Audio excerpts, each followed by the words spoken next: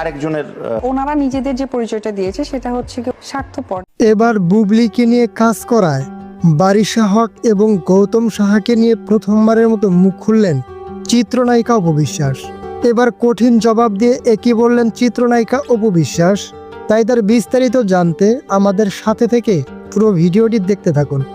অপু বিশ্বাসকে বাদ দিয়ে বেশ কয়েকদিন ধরে বিভিন্ন কাজে বুবলিকে যুক্ত করেছেন গৌতম সাহা এবং বারিশা হক। যদিও তাদের দাবি ক্লায়েন্ট যাকে চাবে তাকে নিয়েই তো কাজ করতে হবে, তবে অপু বিশ্বাসকে বাদ দিয়ে বুবলিকে নিয়ে কাজ করায় এই দুইজনের উপরে বেজায়ভাবে চটেছেন অপু বিশ্বাসের ভক্তরা। ইতিমধ্যেই বিষয়টি নিয়ে সামাজিক যোগাযোগ মাধ্যমে হচ্ছে অনেক আলোচনা ও সমালোচনা। এদিকে আবার এক অনুষ্ঠানে এসে বারিশা হক এবং গৌতম সাহাকে নিয়ে মুখ খুললেন ডালিউড কুইন চিত্রনায়িকা অপু বিশ্বাস।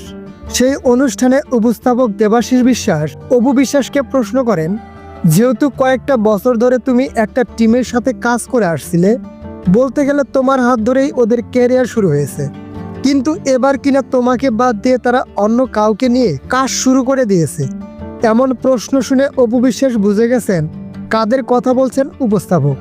এর উত্তরে অপু বিশ্বাস বলেন, ওরা যেটা করেছে সেটাকে স্বার্থপর বলে, তারা তাদের পরিচয়টা দিয়ে দিয়েছে। তারা তাদের পরিচয়টা দিয়ে দিয়েছে, আর আমার পয়েন্ট অফ ভিউ যদি বলতে পারো আমার কোনো সে নেই, কারণ মানুষ আমাকে দিয়ে উঠবে। এরপরেও আমার কোনো আফসোস নেই, কারণ মানুষ আমাকে দিয়ে উঠবে। এর জন্যই আমি অপু বিশ্বাস। আজকে নায়ক শাকিব খানকে দিয়ে আমি অপু বিশ্বাসের নাম ছড়িয়েছে, তো নায়ক শাকিব খান কি সেটা বলবে? এগুলোতে আমার কোনো সমস্যা নেই। আমাকে নিয়ে একের পর এক মানুষ উঠতেই পারে এবং উঠছে, এটা সকলেই জানে। তো অকৃতজ্ঞবান তারাই হয়ে গেছে, আমার কিছু না। তবে হ্যাঁ, যেটা আমার মনে হয়েছে সাম্প্রতিক সময়ে তাদের কাজগুলোর মধ্যে আমি বেশি জড়িয়ে পড়েছিলাম।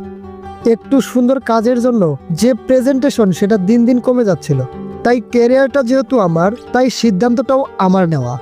সম্প্রতি আমার মনে হয়েছিল আমার এখন ভালো ভালো কাজ পাওয়া উচিত, আর আমি নিজেও চেয়েছি কাজের পরিবর্তন দরকার। দিন শেষে অকৃতজ্ঞবান তাদের কারণে অপু বিশ্বাস এখন ভালো কাজের সাথে যুক্ত হতে পেরেছে। আমার ক্যারিয়ার আমাকেই তৈরি করতে হবে। যখন আমি মনে করি এটা আমার জন্য প্রযোজ্য নয়, সেখান থেকে আমি সরে আসি। তো ভিউয়ার্স, বারিশা হক এবং গৌতম সাহাকে নিয়ে অপু বিশ্বাসের এমন মন্তব্যকে আপনারা কিভাবে দেখছেন তা জানিয়ে দিন আমাদের কমেন্ট বক্সে।